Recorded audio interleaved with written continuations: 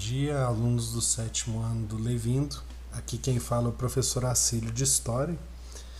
Bom, o ano passado, quando começou a pandemia e a gente começou a trabalhar com os planos de estudo tutorados, os PETs, eu gravava um vídeo, orientando vocês.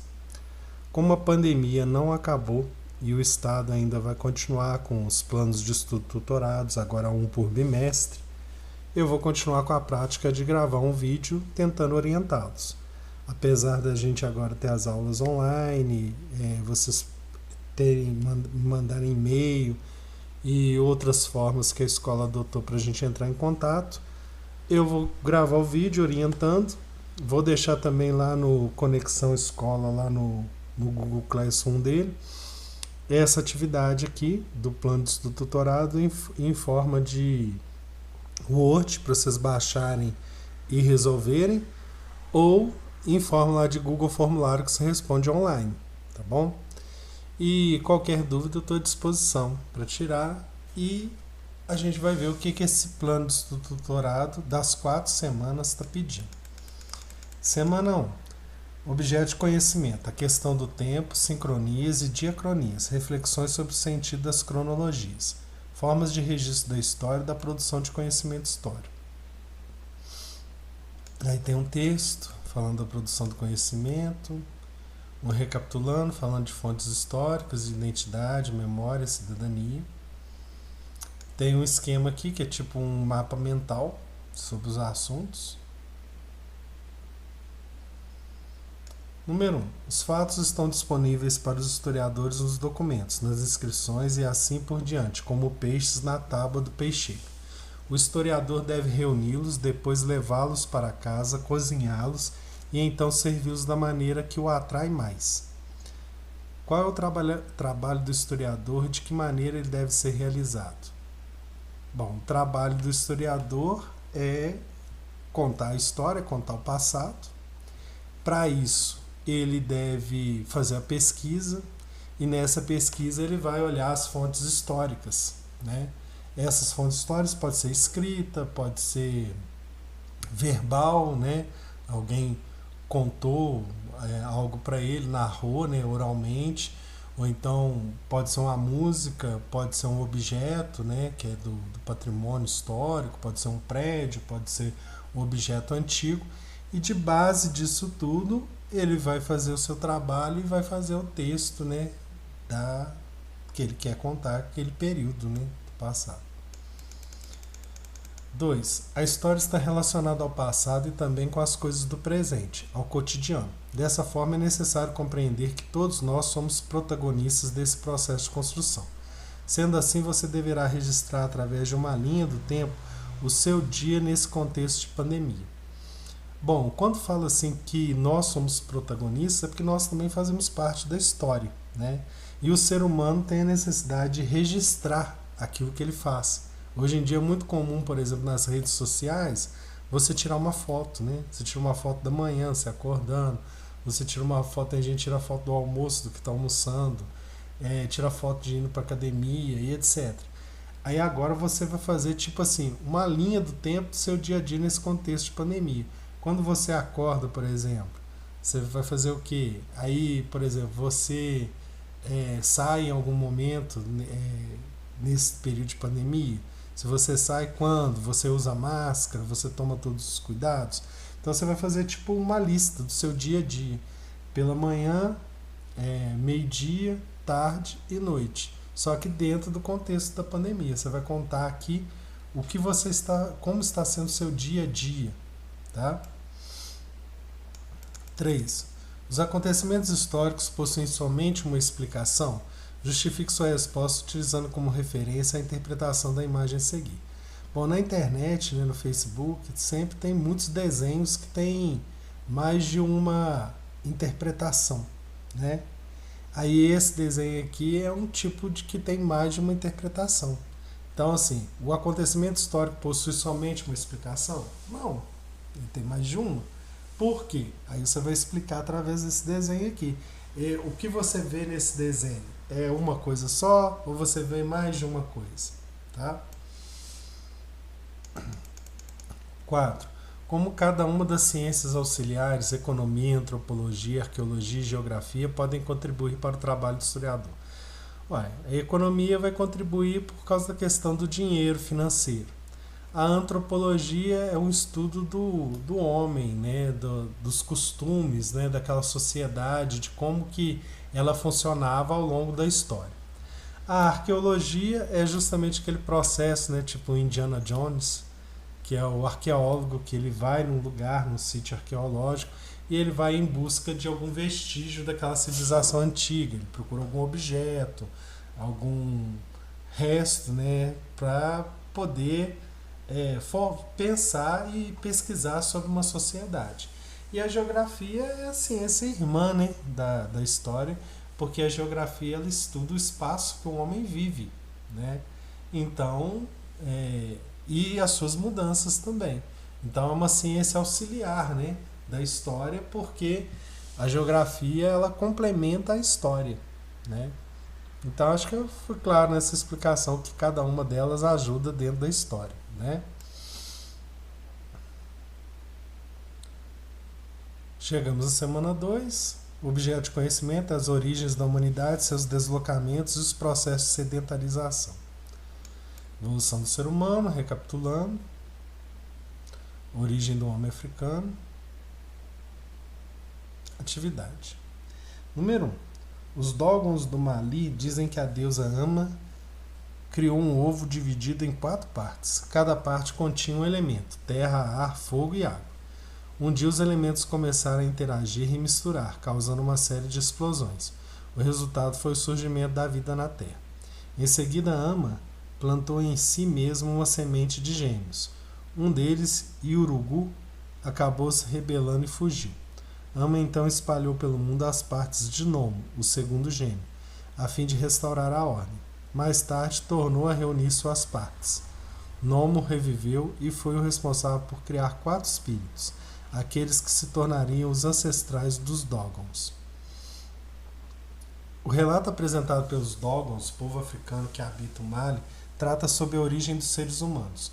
Qual o papel dos mitos na sociedade sem escrita? E que importância têm os mitos para quem pesquisa a história dos diferentes povos e sociedades? O mito ele é importante principalmente numa sociedade sem escrita, porque geralmente o mito tenta arrumar uma explicação para uma dúvida, né, coletiva, né? Então aquele mito é meio que já uma resposta pronta, nesse caso a origem do homem, da vida na Terra, na cultura deles. Então já é uma resposta que atende àquela comunidade, que é uma dúvida coletiva, né?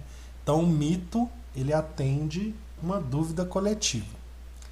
E que importância tem os mitos para quem pesquisa a história dos diferentes povos e sociedades?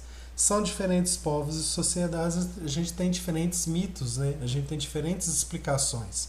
Se você for ver, por exemplo, na cultura grega, os deuses, né, que são mais famosos, tipo Zeus, Marte, o Ares, né, que Marte na cultura romana, o Ares, Poseidon, né, todos esses deuses eles estão ali numa função de explicar, né, para aquela cultura como que funciona a vida. E aqui no caso, esse relato desse povo, dos Dogons, ele traz essas respostas, né, para aquela sociedade.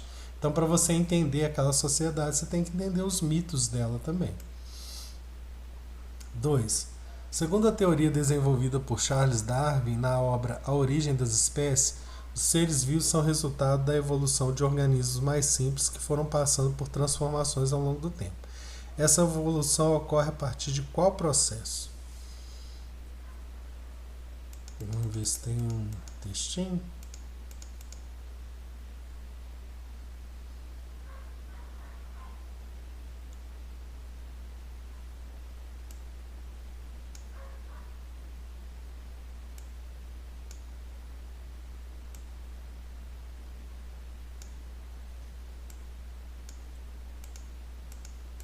Não deixou um texto pronto, né? Essa evolução do ser humano ela ocorre através do processo lá de adaptação do ser humano ao ambiente, né? Que aí ele vai sofrer mutação conforme o ambiente que ele vive, a necessidade dele. E vai ocorrer um processo chamado seleção natural, porque as mudanças elas vão ocorrer num grupo. Aquela mudança que ajuda o ser humano a sobreviver, ela vai se manter. Então a evolução ela ocorre por um processo de seleção natural, em que a evolução vai ocorrer a partir do momento que o homem tem que se adaptar a uma nova condição. E essa adaptação vai fazer uma seleção. Se aquela adaptação, aquela mudança naquele grupo vai ajudar o homem a sobreviver, ele vai evoluir com aquela adaptação. Entendeu? Então, a evolução ocorre a partir de qual processo? Processo de evolução, né? De adaptação do ser humano ao meio ambiente, e vai ocorrer um processo de seleção natural. 3. Leia a notícia abaixo e faça o que se pede. Incêndio destrói Museu Nacional no Rio de Janeiro. Instituição fundada por Dom João VI em 1818, possuía o quinto maior acervo do mundo, com mais de 20 milhões de peças, incluindo o fóssil da Luzia, a mulher mais antiga das Américas. O incêndio do Museu Nacional em 2018 foi uma imensurável tragédia para a história brasileira e mundial. O que essa tragédia representa para a memória de Luzia e de milhões de itens históricos destruídos? O que pode ser feito para que um triste acontecimento como esse não se repita nunca mais? A perda é porque são fontes históricas únicas que você não consegue recuperar, né? Então, todos os objetos, todos os arquivos, documentos que eram fontes históricas, elas se perderam no incêndio. Então você não tem como você reconstituir essa fonte histórica. E o que pode ser feito, né, para que isso não ocorra mais é justamente a manutenção e a preservação dos museus, né? Porque parece que o incêndio lá ocorreu justamente porque não estava tendo manutenção e teve uma falha elétrica, me parece, e aí causou incêndio. Então, a gente tem que preservar os museus e as fontes históricas da gente. Chegamos à semana 3. O Ocidente Clássico, aspectos da cultura na Grécia, noções de cidadania e política na Grécia, domínios e expansão das culturas grega e romana. Recapitulando, direito romano, antiguidade, Grécia e Roma. Número 1.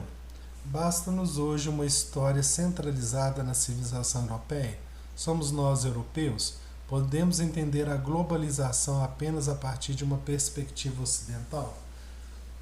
Conceitue a expressão antiguidade clássica, considerando a crítica apresentada na citação acima. Antiguidade clássica seria aquelas civilizações, né, que a gente estuda no 6º ano, como o Egito,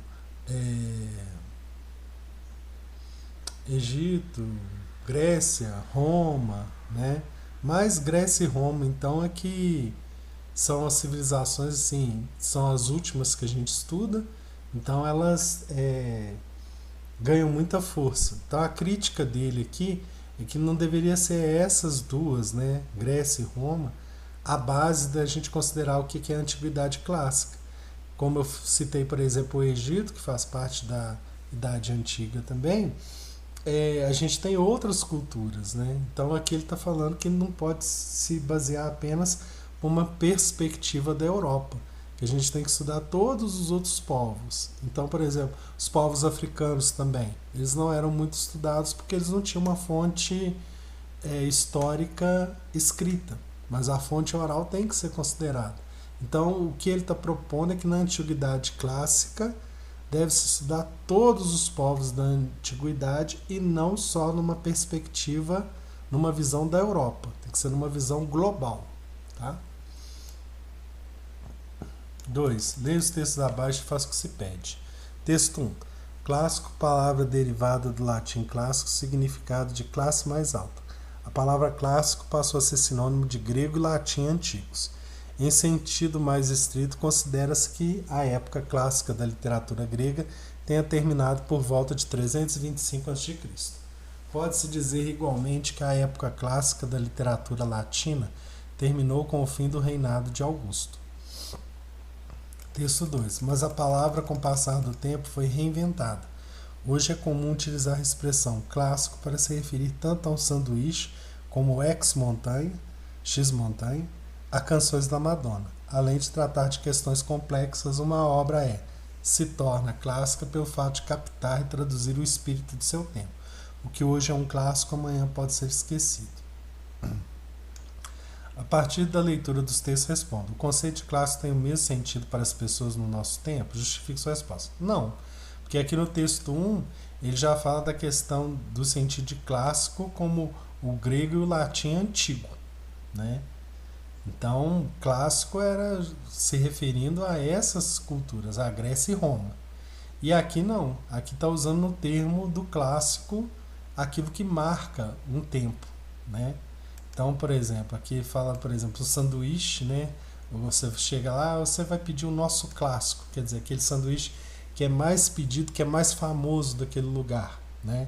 Ou, por exemplo, as canções da Madonna, ou então as canções, por exemplo, da Anitta, né?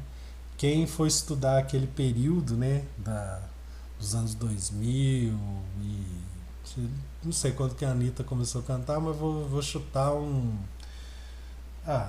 2010 para cá, por exemplo, né?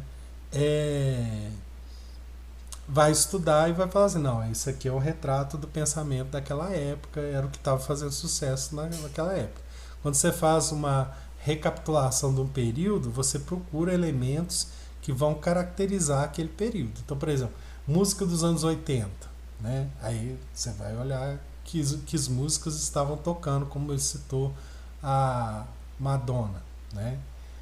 Música dos anos 90, o que fazia sucesso? Roupa, né? Você vai fazer uma pesquisa. Então, o conceito de clássico hoje em dia é aquilo que marca o nosso tempo.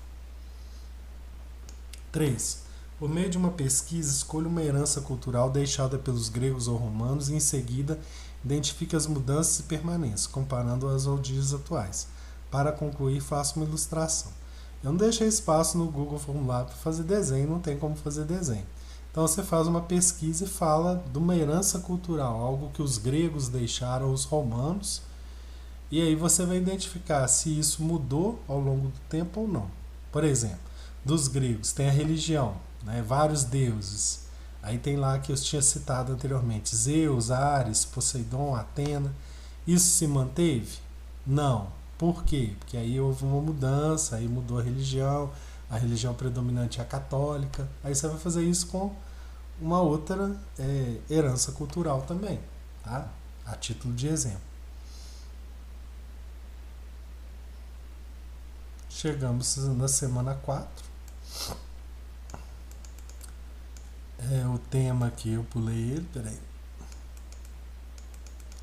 A passagem do mundo antigo para o mundo medieval, a fragmentação do poder político na Idade Média.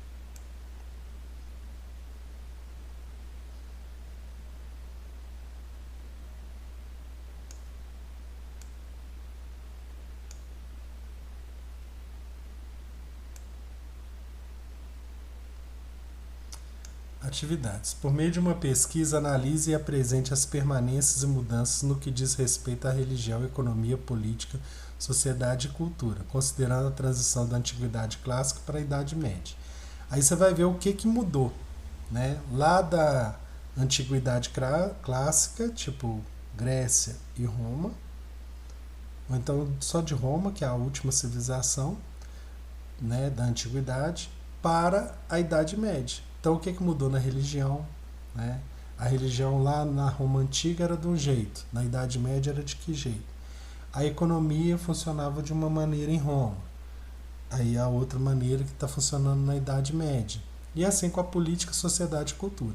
Você vai colocar os itens, né, religião, colocar na frente. O que mudou de Roma para a Idade Média?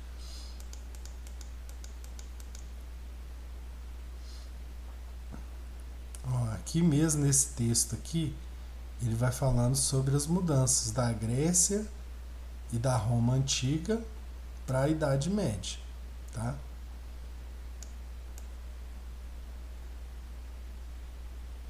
Como uma atividade de pesquisa, não vou falar a resposta, você vai pesquisar e olhar. Leia os textos abaixo e em seguida faça o que se pede. Texto 1. Na Germânia, os casamentos são castos, e entre seus costumes são os que mais merecem elogios, pois os bárbaros são quase os únicos que se contentam, cada um com uma só esposa, com exceção de alguns personagens que, pondo de lado a sensualidade, são solicitados para várias uniões por causa de sua nobreza. Não é a esposa que traz o dote ao marido, mas o marido à esposa. Como era a cerimônia de casamento da elite romana? Segundo podemos deduzir das fontes, quando se celebrava o noivado, havia uma festa, na qual se elaborava o contrato de casamento. Como parte do contrato, o pai da moça devia dar um dote, o preço para comprar o marido. Na véspera do casamento, os noivos dedicavam seus brinquedos aos deuses familiares que havia abençoado sua meninice. A casa era decorada com flores e os bustos dos ancestrais eram trazidos para a ocasião. No dia do casamento, a noiva vestia de branco. Com base nos textos, indique uma diferença em relação ao matrimônio entre os povos de origem germânica e os romanos. Aí aqui, ó, já vê que o casamento é diferente. Esse aqui é germânico, né? Aí como que é o casamento? E aqui o casamento romano. Então você vai pegar uma diferença do primeiro texto, uma diferença do segundo, tá? 3. Leia o texto abaixo e em seguida faça o que se pede. A mulher medieval existe? Ao tentar imaginar as condições de vida, a maneira de pensar, enfim, a singularidade daquela época, é fácil se contentar com estereótipos, quer cultivados pelos clérigos de outrora, quer pela divulgação histórica atual. Entretanto, as pesquisas mais recentes mostram que as condições no plano geográfico, social e mental eram extremamente diversas. As mulheres que viveram a Idade Média estão, como hoje, incluídas em contextos que rechaçam qualquer generalização. Muitas vezes as mulheres medievais são tratadas em livros e filmes como submissas, obedientes. A partir do texto, qual a importância de estudar a fundo a sociedade medieval? A importância, segundo o texto, é de não ter uma verdade única, né? Você não vai ser... não tem, por exemplo... toda regra tem uma exceção. Porque aí, geralmente, no período medieval, as mulheres sempre são representadas como submissas. Mas não quer dizer que naquele período só existiam mulheres submissas. Tinham mulheres também que trabalhavam, que geriam seus próprios negócios, né? Igual existem relatos que, por exemplo, algumas freiras na Idade Média, elas eram donas das suas terras, né? Dentro da igreja, elas que eram senhoras feudais, né? O que era muito raro, porque geralmente o homem que era o dono das terras. Era raro, mas não quer dizer que não existia. Então, o importante é você estudar a fundo a sociedade medieval, é você ter mais conhecimento e não ficar só num estereótipo, só num conceito assim, num pré-conceito daquela época, né? Você poder ter uma visão maior daquele período, tá bom? Ó, acabou as 4 semanas. Sei que o vídeo ficou longo, aí, uns 23 minutos, porque é muito texto e explicar cada um deles. Vocês podem também ver o vídeo pausando e vai fazendo as atividades aos poucos, tá? E eu espero que tenha ficado claro. Se ficou alguma dúvida, vocês podem entrar em contato comigo para eu poder explicar melhor, tá? E obrigado por vocês terem me escutado até aqui, tá bom?